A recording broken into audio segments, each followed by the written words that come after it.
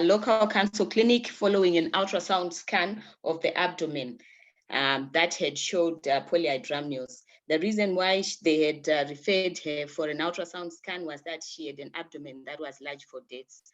So the scan had shown a singleton viable fetus with polyhydramnios, and no obvious abnormality were reported by that scan. So this pregnancy was planned. It was a natural conception, booked at 16 weeks, with no first trimester ultrasound scan done, no folate taken in the first trimester, no screening for aneuploidy or gestational diabetes mellitus offered, no torches. She was normotensive. She was not draining liquor. She didn't have excessive discomfort. So she had 2 children that were alive, and both of them were normal. So I'll go on to present our findings on ultrasound. The first image there is just showing the single deepest pool of liquor, which was 121 millimeters. So obviously this is excessive polyhydramnios. Then the next is the fetal biometry with the head circumference and biparietal diameter. Head circumference 317, giving a gestational age of 35 weeks, 5 days, which was consistent even on the growth charts there. It was within normal limits. And the next one is the femur length, again on the growth charts within normal limits at 63.31 millimeters. And then the abdominal circumference of 288 millimeters, 0.71, and on the growth charts there, just above the 3rd centile. And if you look closely on this image, the level where we took the abdominal circumference, you'll find we just have we don't have the stomach bubble at this level.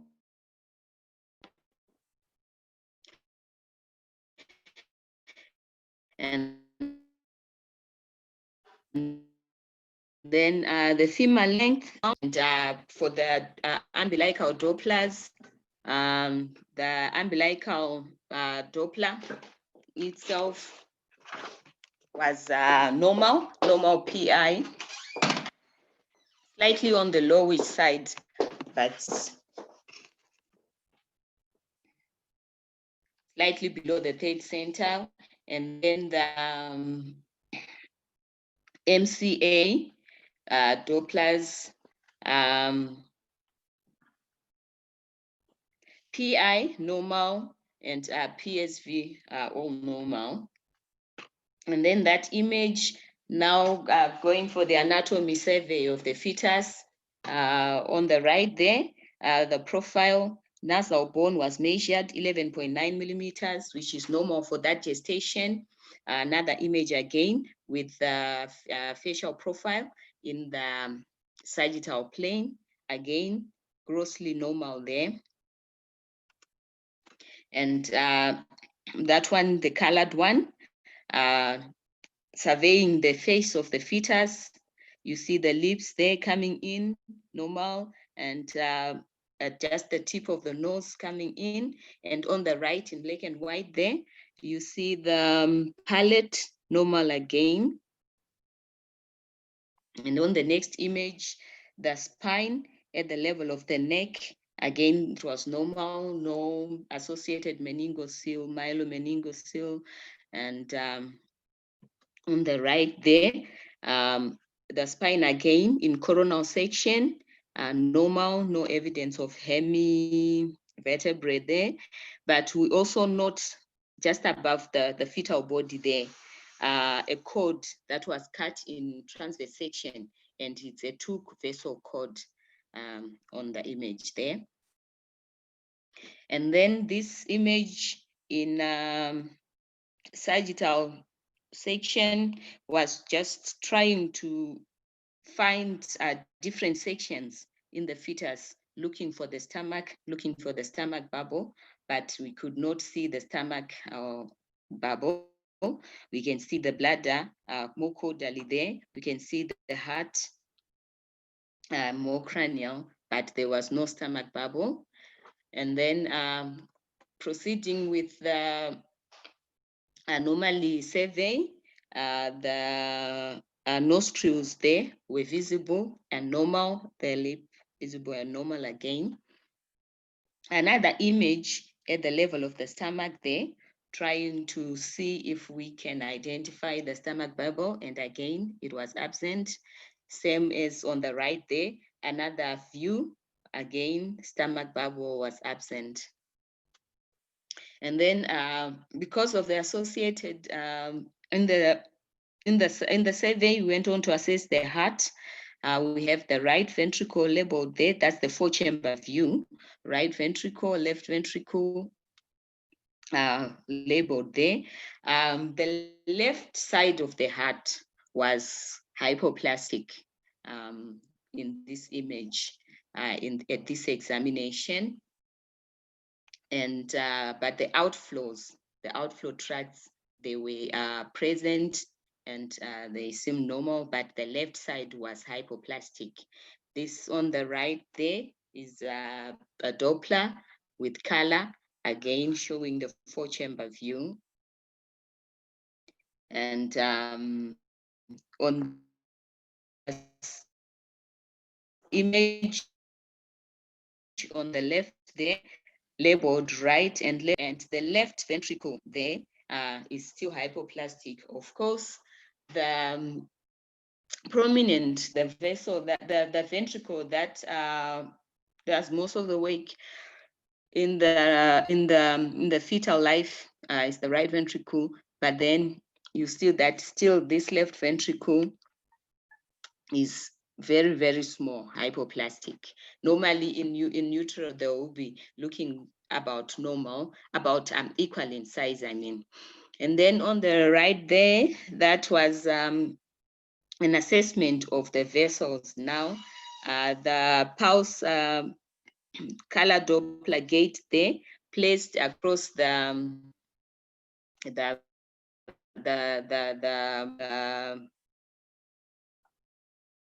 one, I think, was on the mitral valve, showing evidence of stenosis. This one here was also, this one I think was on the tricuspid and was showing a bit of regurgitation on the, Dr. Verenga, you correct me there. I remember one of them had stenosis. I think it was the aortic, sorry. So this one, I think, was over the aortic valve.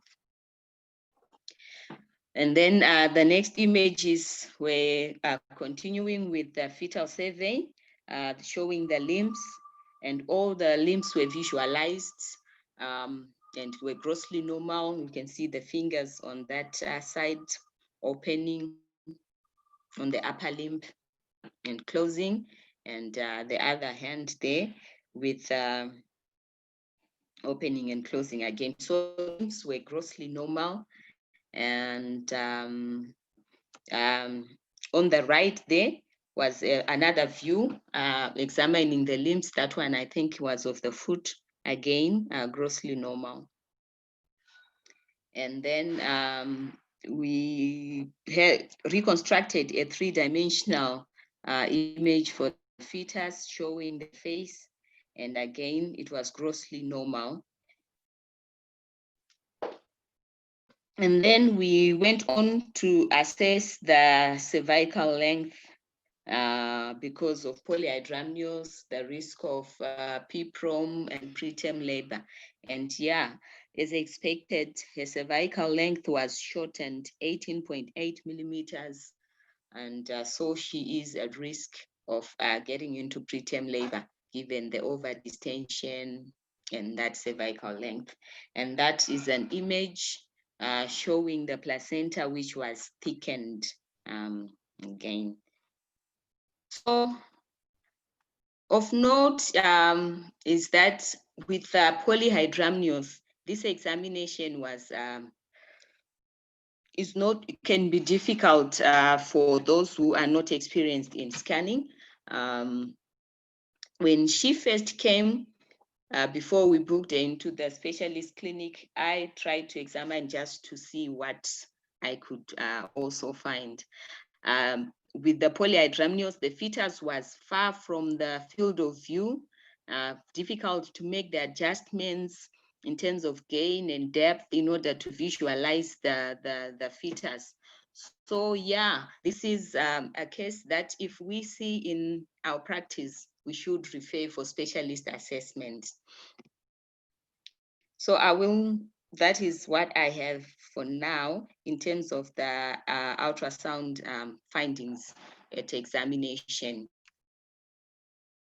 So we canceled her on the findings, and we have booked for a detailed fetal echo. She's supposed to come this next week for a detailed fetal echo because of the associations of polyhydramnios, esophageal atresia, and cardiac abnormalities. So she will come for a fetal echo before further management. So at that visit, we have advised her to come with her husband so that we can examine them and cancel them together. So her options are expectant management versus termination of pregnancy. For expectant management, she's advanced. She may choose to let nature take its course, or there are also cases of, common causes of polyhydramnios with absent stomach, which mostly are esophageal obstructions, maybe esophageal atresia. There are cases repairs have been done and the outcome has been good.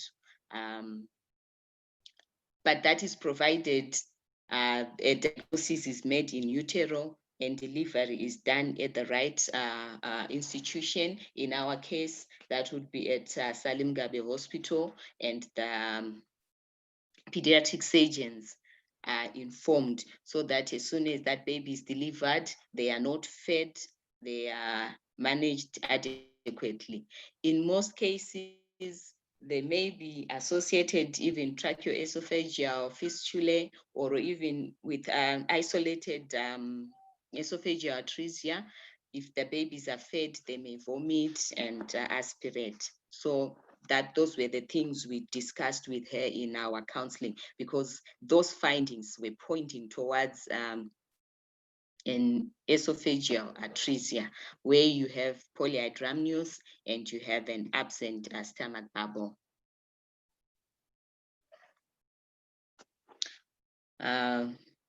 So for the case, that is what we have. Do we have anyone with questions, clarifications?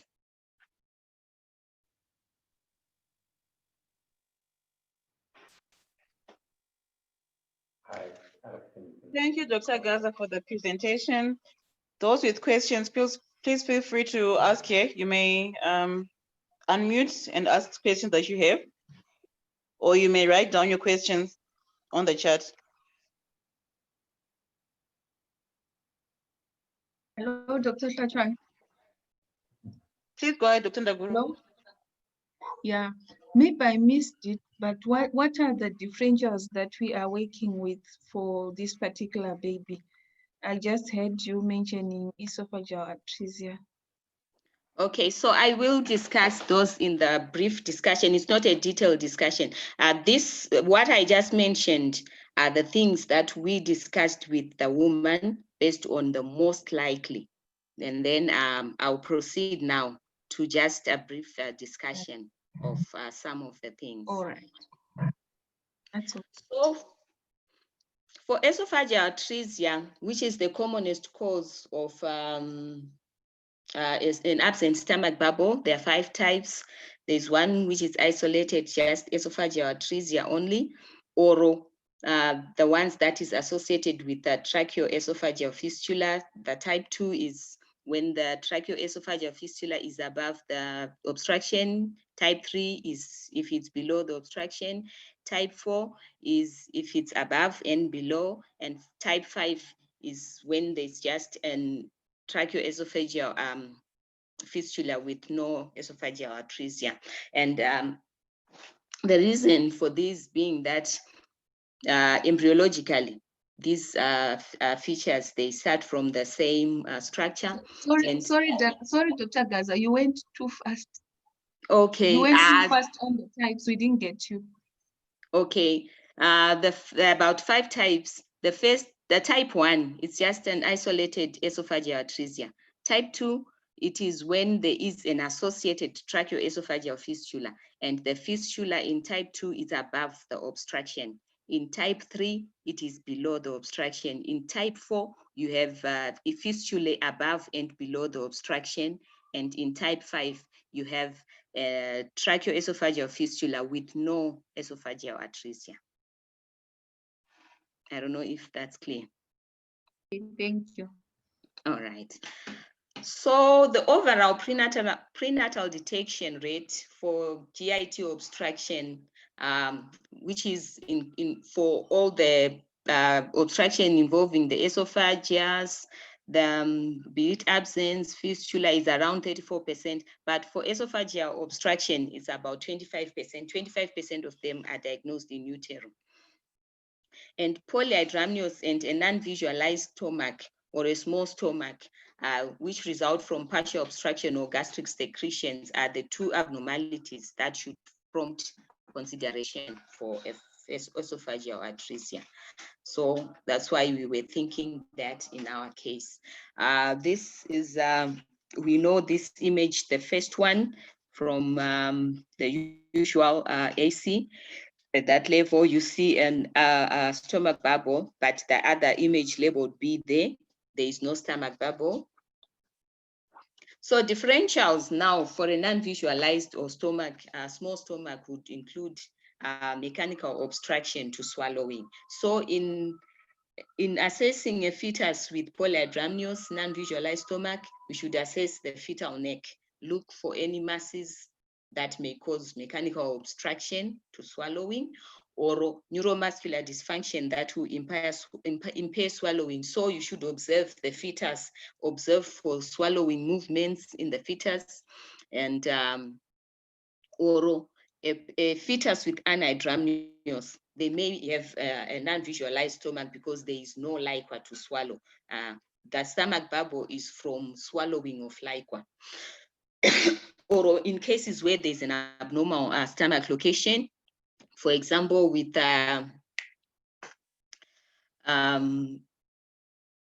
with situs inversus, you may not see the stomach in the right place, or with abdominal wall defects, the stomach may be outside the abdominal cavity, or with diaphragmatic hernia, where the stomach is pulled into the chest cavity, you may not visualize it in the abdomen.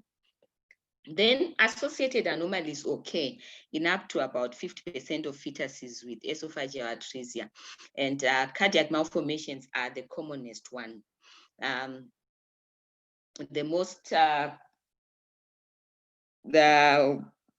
and also the ones that has associated defects is the VAC3 one, which has got vertebral abnormalities, anal atresia, cardiac abnormalities, tracheoesophageal abnormalities, fistula, tracheoesophageal fistula, renal abnormalities, and limb abnormalities.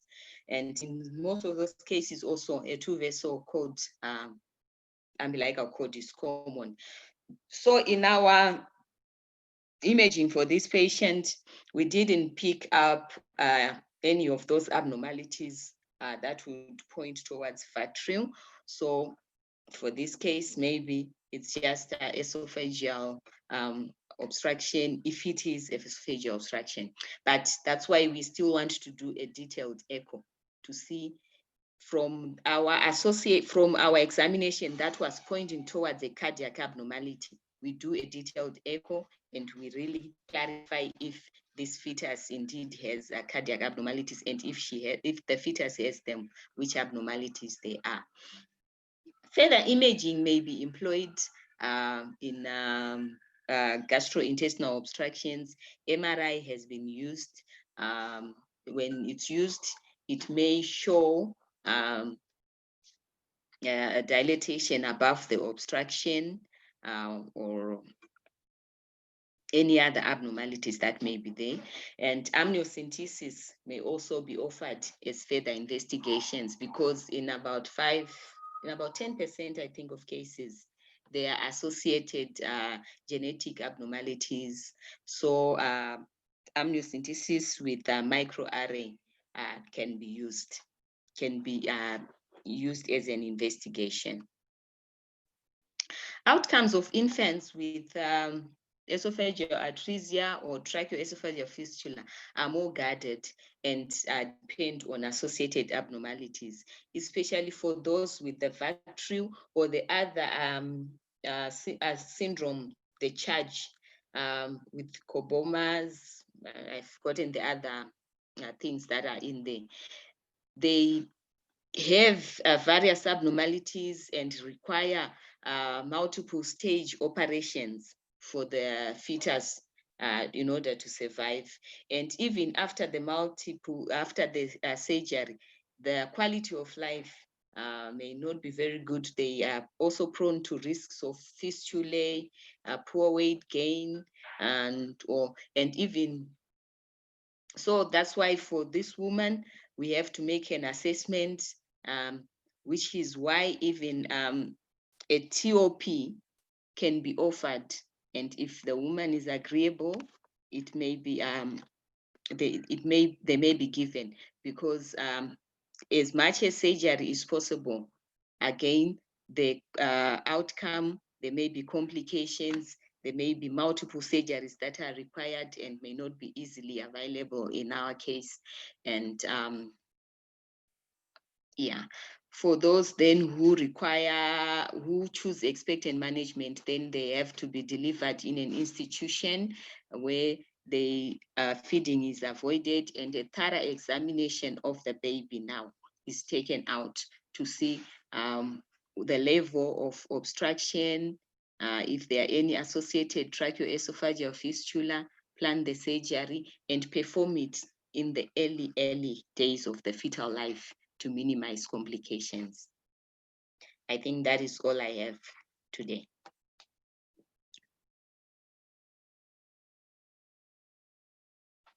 Thank you.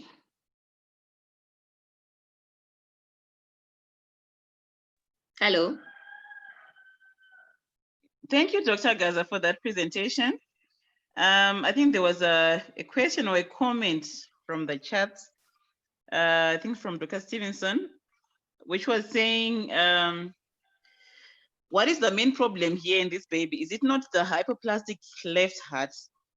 I don't know if you want to respond to that. Okay. Because you did mention that the baby has an hypoplastic heart, but I think you've presented mainly on the esophageal atresia and its management. Okay. So for this patient, the heart examination, we were now looking for associations. In terms of polyhydramnios, I think if there was no obstruction, this fetus, whilst in utero, would be swallowing, and they would not be having the polyhydramnios. And again, you find that in utero, is the main pump of the fetus is the right side. So they would not have many problems in utero if they have problems with the heart, but those problems will come on upon delivery. So this, again, the hypoplastic left heart has not been confirmed. That's why we are to do a fetal echo. And if that is confirmed now, then further management for if there is an obstruction, further management will now include cardiac management as well as the GIT abnormality. So in terms of the polyhydramnios today, and the absent stomach bubble and the findings we have, we were more working with a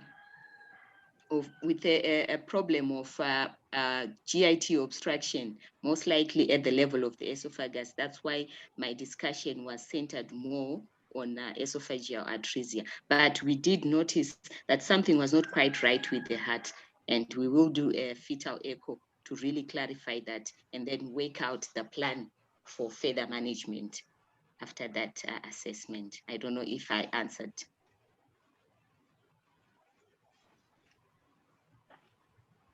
Thank you, Gaza.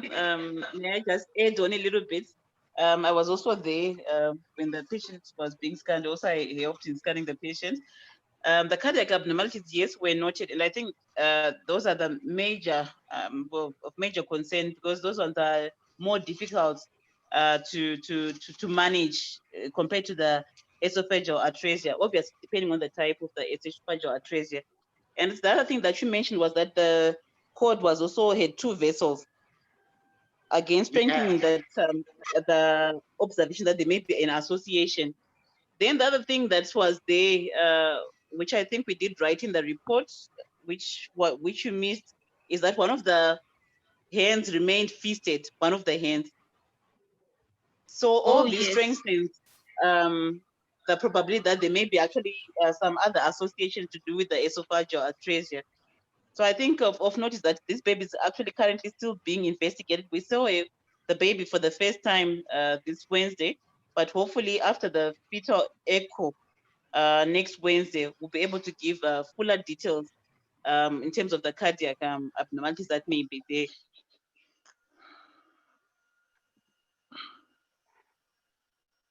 So Dr. Stevenson, I hope you are sort of answered. Any other questions? Yeah, Dr. Fletcher, Dr. Gwatrisa, the pediatric surgeon, is entered. Dr. Gaza, you may just give a summary of the case so that Dr. Gwatrisa can make a call. Mr. Okay, Gwatrisa, the pediatric. Okay, morning, Dr. Gwatrisa. We were discussing a case we saw in FMU of a 35-week fetus with polyhydramnios and severe polyhydramnios and an absent stomach bubble and signs suggestive of congenital heart abnormalities also. And then the overall anatomy survey, the head was normal, the rest of the organs were normal except those abnormalities of absent stomach bubble and possible cardiac defects. And on the skeletal survey, one of the hands was remaining fisted, not opening. So we are working with a provisional diagnosis of esophageal atresia is the cause for the polyhydramnios and the absent stomach bubble. We are to do a detailed fetal echo in this coming week on the woman. She is 35 weeks. She has a shortened cervix, so she's also at risk of preterm birth. So for her, we have planned, we have discussed, we are still to cancel her. And yeah, that's about it.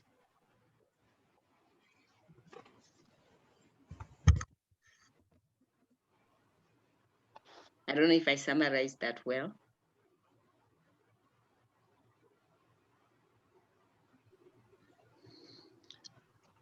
Hello, can you hear me? Yes, we can hear you. Yes, I got the summary. Well, I think you said it's a 35-weeker with an absent stomach bubble, and you are working with a provisional diagnosis of esophageal atresia. Yes, yes. Okay. Okay, so yeah, so basically, for us, I don't remember us ever getting an antenatal diagnosis of esophageal atresia before, and you find that most of the cases that we see, they are usually, even if it's a pari patient, you see the patient maybe 5 days down the line, and they do not have that continuous suction to alleviate them from drowning in their own saliva, so to speak. So, so I think this presents a very huge challenge for us to keep this baby alive.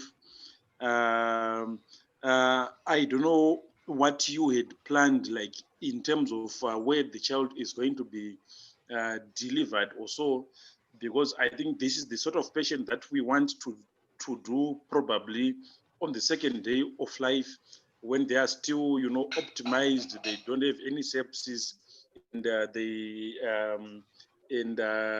haven't swallowed too much saliva. So, what's the delivery plan for them? So for delivery, we have advised her that Harare Hospital, Salim Gabe Hospital will be the best place to deliver at. And the pediatricians and the pediatric surgeons should be informed of the delivery, should she be in labor.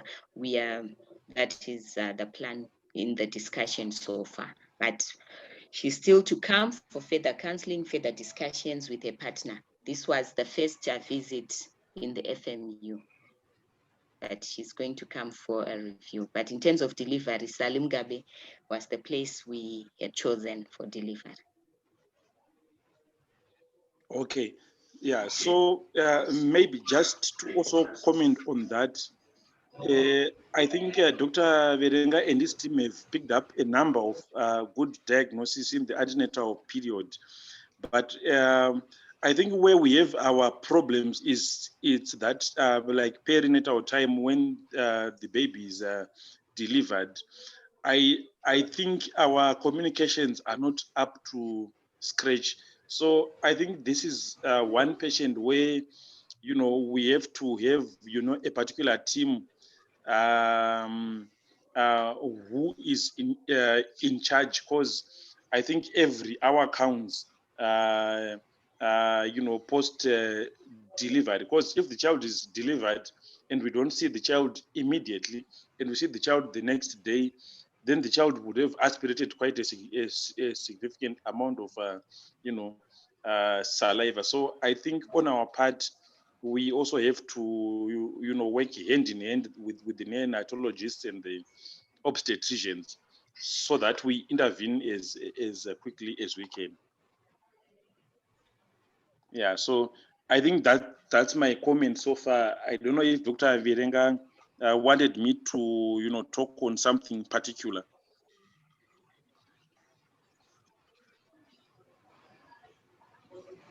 I think it's a fair comment, Dr. Agwatrisa. Let you know that there are actually two cases. One is it, probably Dr. Ziki will bring it up next week, but there are two cases like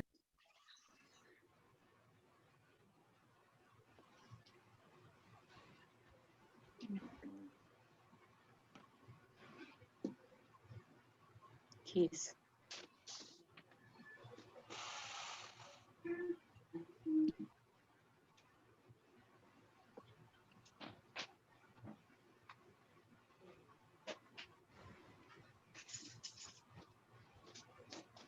Oh, sorry, Dr. Virenga, I didn't get the last part. I was saying we have two cases. The other one is at Harare Hospital. I think Dr. Zigu will present in the next MDT this case, so that everyone is aware or in the loop of this part. This is what we are trying to work on with the MDT, so that all these cases are known by all parties who take part in the management. But I agree that we need to improve our interdisciplinary communication. Oh, yes. Oh, yes, I also agree with you there, because there is nothing more disturbing than, if the diagnosis has been made, the people are there, but something just happens, like towards the delivery time, and then the patient will stay maybe in the neonatal unit, and the diagnosis is then picked up later. and you are told that, no, the child actually had an antenatal scan. So I think we have to take advantage of that if we are going to have good outcomes. Yeah. So I think those are my comments.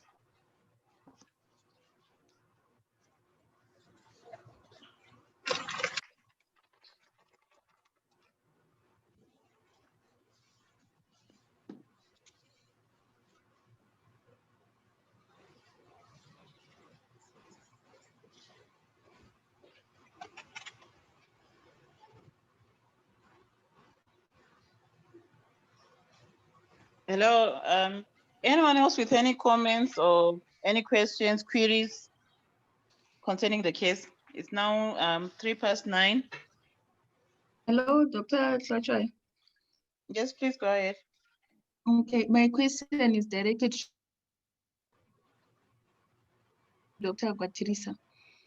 So I have a question and a comment.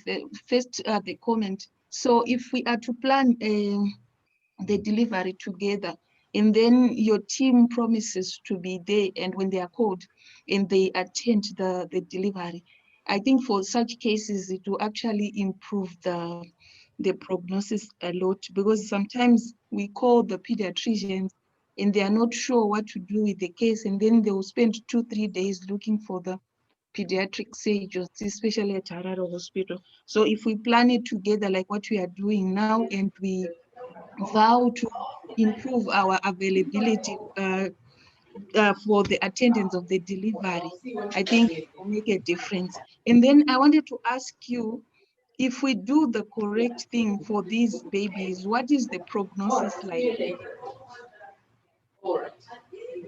Okay, so thank you for the question. So in Zimbabwe, I will answer you like this. We have done, I think, about ever since the strike began, I think in the private sector, we did 6 cases. And of those 6 cases, only 1 died. Okay. Then at Harare Hospital, even before the problems with the strikes and all, we did close to 10, and of those 10, only 2 survived. Okay, and our survival rate at the government hospital is very, very low, such that you can, if you get maybe in a year, most of the time, if you do 10 or so, the survival will be around 20%. But internationally, children are not supposed to die from esophageal atresia. So the reason is mainly, it's said that your survival rate of esophageal atresia and gastroschisis, it's quite a good marker of how your unit is functioning. So you find that most of the time, like the last case that we had at Harare Hospital, the child was discovered in NNU a few days after delivery. And then the child was supposed to be put on some suction, but this was not done, I think, because the sisters were overwhelmed. And then when we had already booked for theater and, trying to go with the child to theater the next day, we were told that no, the child is now in a very bad state, and so that the some suctioning was not happening, adequately. So for us, it's usually mainly the main reason is they are referred very, very late from the districts, and even when they come here to institute the treatment, sometimes the ICU is full, and they are not getting what they are supposed to be getting. The surgery in itself, I can safely say, it is no longer something that we say it's much of a surgical challenge, because I think our team, we can now do it like to the best of the international standards. But then the pre and the post-op care is where we fall short. Even us as surgeons, when we have finished, there is no pediatric intensivist to assist us with the post-op, care. And recently we have been having a problem with sepsis. This Klebsiella sepsis, our toffs have not been spared either. So, so it's a multifactorial why they do not survive. So surgery alone, it's not a silver bullet, but it's supposed to be a multidisciplinary approach to the care of these, babies. So I think this is a good start that, we start by identifying them early, we hand them over early. Then once we have finished operating them, then we also have to encompass the neonatologists to come and also put their inputs. Thank you very much, Doctor. Okay.